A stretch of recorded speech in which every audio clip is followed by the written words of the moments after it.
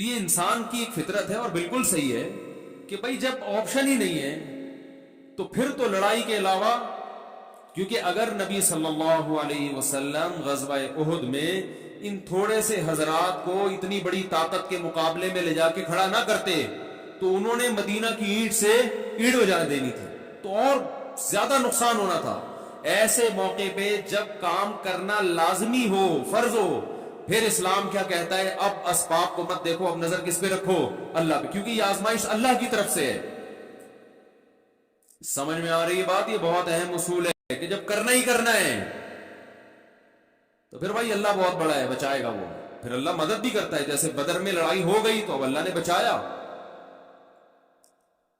اس میں بہت سارے اصول نکلتے ہیں زندگی گزارنے کے۔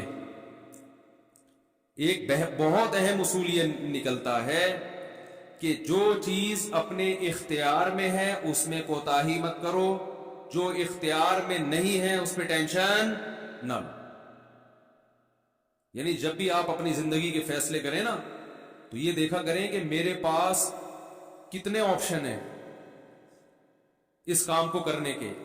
جو آپشن ہے ہی نہیں اس پہ سوچنا کیا ہے؟ فضول ہے۔ تو بہت سے مسئلے ایسے ہی حل ہو جائیں گے۔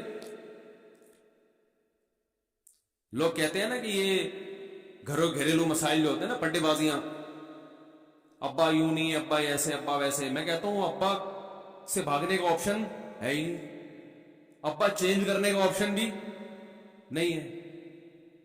میاں چینج ہو سکتا ہے، بیوی بھی چینج ہو سکتی ہے، یہ چینجیبل ہیں۔ تو اس میں اس آپشن پہ غور کیا جا سکتا ہے کہ طلاق ہو، ڈیورس ہو، الگ، یہ تم اس کو چھوڑو، تم کہیں اور کر لو۔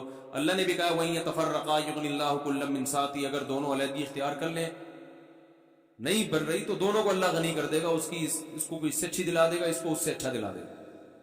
لیکن یہ ماں باپ میں یہ آپشن بولو بھائی نہیں، تو اس میں برداشت کے علاوہ کوئی آپشن آپ کے پاس ہے ہی نہیں۔ اب چاہے برداشت کر کے ڈپریشن سے مر جاؤ، یا برداشت نہیں ہو رہا پھر بھی کرو بس، اس کے علاوہ کوئی آپشن جب ہے ہی نہیں تو غور کرنا۔ مشورہ کس بات کا؟ بھائی مفتی صاحب سے ہے بھائی مفتی صاحب سے مشورہ لے رہا ہوں، ابا کا کیا کروں؟ ابا کو برداشت کرو بس، یہی کر سکتے ہو بھائی۔ ابا کو کیا کرو گے؟ برداشت۔ ہاں یہ الگ بات ہے اس پہ اگر کوئی مشورہ کہ کیسے برداشت کروں، برداشت کرنے کے کچھ ٹوٹکے بھی ہوتے ہیں نا، تو وہ ایک الگ چیز ہے۔ کہ ابا بدلنے کا آپشن نہیں ہے، نہ اما بدلنے کا آپشن ہے بھائی، اور نہ بہن بھائی بدلنے کا آپشن ہے۔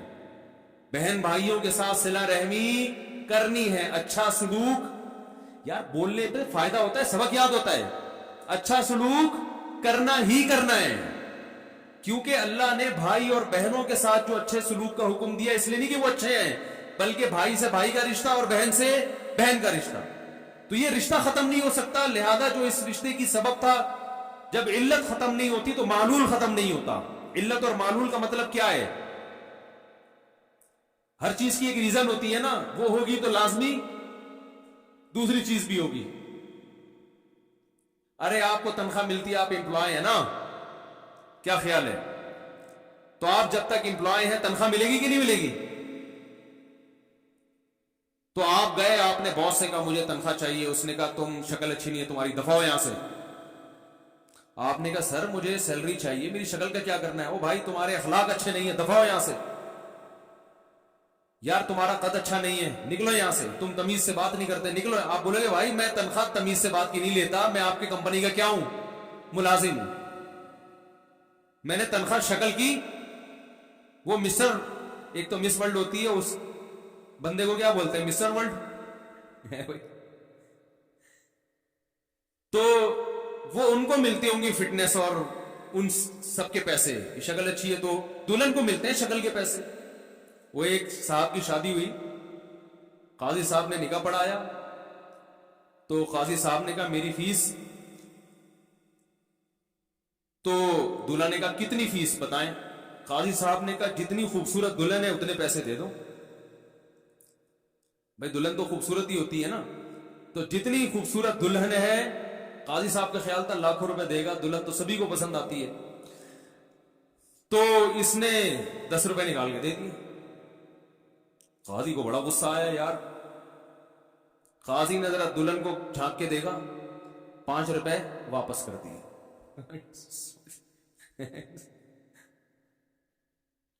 تو دلہن کو بھی منہ دکھائی کے پیسے ملتے ہیں، امپلائے کو، ملازم کو جو تنخواہ ملتی ہے وہ شکل کی نہیں ملتی. اس کی علت کیا ہے؟ ملازم ہے. تو ہر چیز پہ علت پر حکم کا مدار ہوتا ہے. تو بھائی اور بہنوں سے جو اچھا سلوک کا شریعت نے حکم دیا، اس کی وجہ کیا ہے؟ اچھے اخلاق ہی نہیں ہے. اس کی وجہ کیا ہے؟ یہ کیا ہے؟ خونی بلڈ ریلیشن. ایک ہی چھاتی سے دودھ پیا ہے، ایک ہی ماں نے، ایک ہی پیٹ نے جنم دیا ہے. یہ جو رشتہ ہے اس بیس پہ، اور اتنا مضبوط. وَأُولُو الْأَرْحَامِ بَعْضُهُمْ أَوْلَىٰ بِبَعْضٍ فِي كِتَابِ اللَّهِ.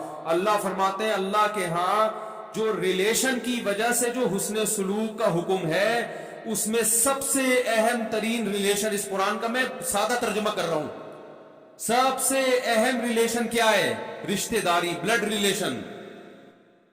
یہ رشتے تمام رشتوں پہ کیا ہیں؟ مقدم ہیں. حتیٰ کہ باس کے ساتھ آپ کا ایک ریلیشن ہے، اللہ کہتے ہیں بھائی بہنوں کا ریلیشن اس باس والے ریلیشن سے کیا ہے؟ مقدم. بلکہ چچا زاد پھوپھی زاد کا رشتہ بھی ان سے کیا ہے؟ مقدم ہے، کیونکہ وہ بلڈ ریلیشن ہے نا، خونی رشتہ ہے.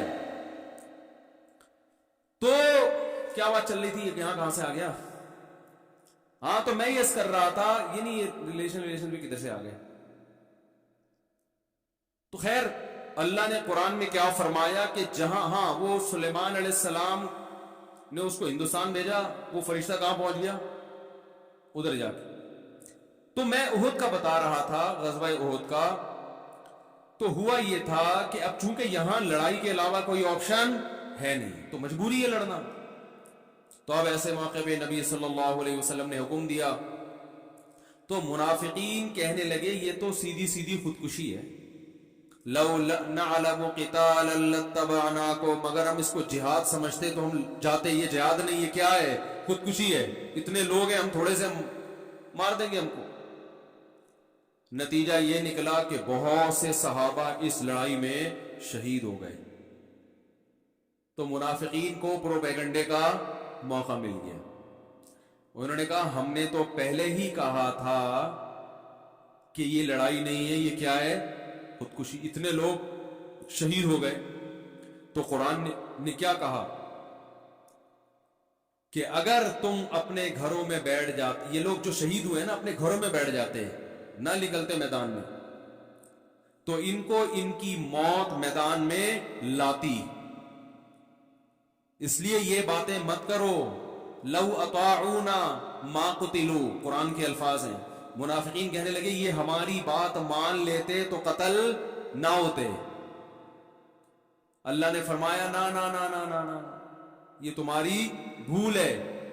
جن لوگوں پر موت لکھی ہوئی تھی، مرنا تھا، تو لبرز الذین کتب علیہم القتل الی مضاجعہم، جن کے مقدر میں اس وقت مرنا تھا، ان کی موت ان کو گھسیٹ کے میدان میں لے کر آتی، کسی بہانے سے آ جاتے وہ.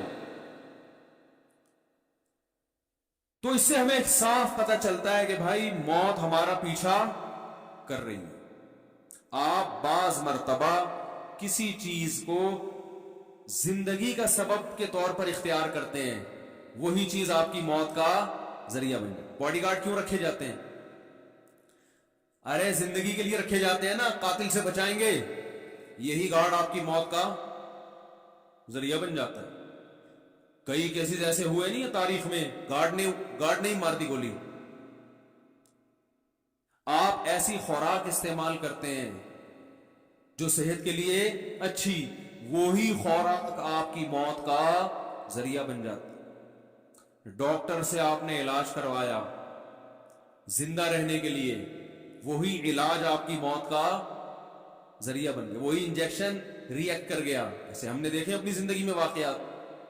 بخار تھا، انجیکشن لگوا کے آئے، وہ ری ایکشن ہوا.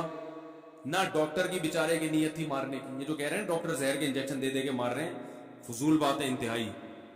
وہی اسپتالوں میں کوئی زہر کے انجیکشن نہیں دے رہا. کسی کو کورونا ہو جائے نا، اس کو اگر آکسیجن کی ضرورت ہے فوراً ہاسپٹل لے کے جائیں اس کو.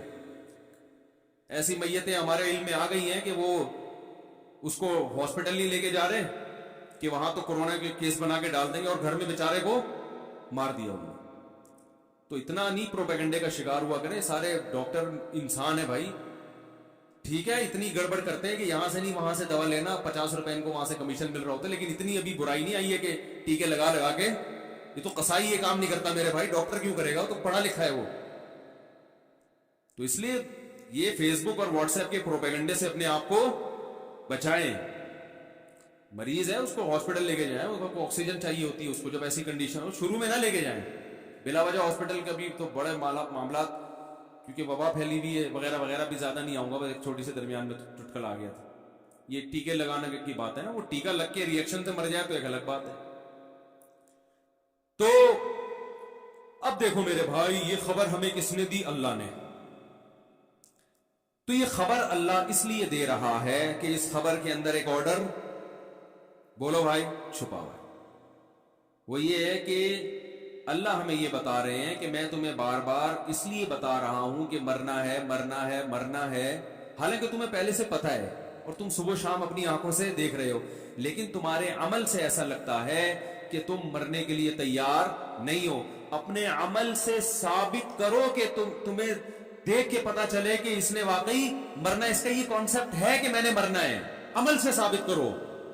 اور عمل میں سب سے پہلی چیز ہے دنیا سے دل مت لگاؤ. ان دیواروں اینٹوں سے دل مت لگاؤ. یہ نہ شوق سے بتایا کرو میرے بحریہ ٹاؤن میں اتنے پلاٹ اتنے فلیٹ, او بھائی کسی کا کچھ بھی نہیں ہے. جو ملک ریاض ہے بحریہ ٹاؤن کا مالک, کل اس کا بھی جنازہ اٹھے گا. ایسے خالی ہاتھ جا رہا ہوگا, دیکھو لوگوں عبرت کا نشان, اربوں کی جائیدادیں بنا کے چلا گیا, آج خالی ہاتھ جا رہا ہوں. اس کو نہیں موت چھوڑے گی تو ہم اور آپ کس کھیت کی مولی لیں گے, بتا رہے میرا پلاٹ میری جائیداد میرا فلیٹ, صحیح ہے نا. اور بھائی جس سے خریدا ہے موت اس کو نہیں معاف کرے گی. کفن میں جیب ہوتی ہے بھائی, ایک پاکٹ تو ہونی چاہیے کفن میں یار. کپڑے سلواتے ہیں, جیب لازمی جز ہے یا نہیں ہے؟ خواتین کے کپڑوں میں اکثر جیب نہیں ہوتی کیونکہ پرس ہاتھ میں ہوتے ہیں ان کے, ایسے ہی ہے نا, ان کے پاس کیا ہوتا ہے؟ پرس ہوتا ہے. تو وہ بھی جب دنیا سے جاتی ہیں تو کفن کے ساتھ پرس, بولو نا, نہیں. سب ختم. بڑے بڑے آئے دنیا میں, بڑے بڑے آئے ہیں, ایسے آئے کہ ہم تصور نہیں کر سکتے. قارون جیسے لوگ آئے, سکندر اعظم آیا. جب مرنے لگا نا تو اس نے راستے میں ہی موت ہو گئی تھی بیچارے کی سفر میں. تو موت بھی عجیب چیز ہے, کوئی یہ بھی نہیں دیکھتی کہ بندے کو گھر تو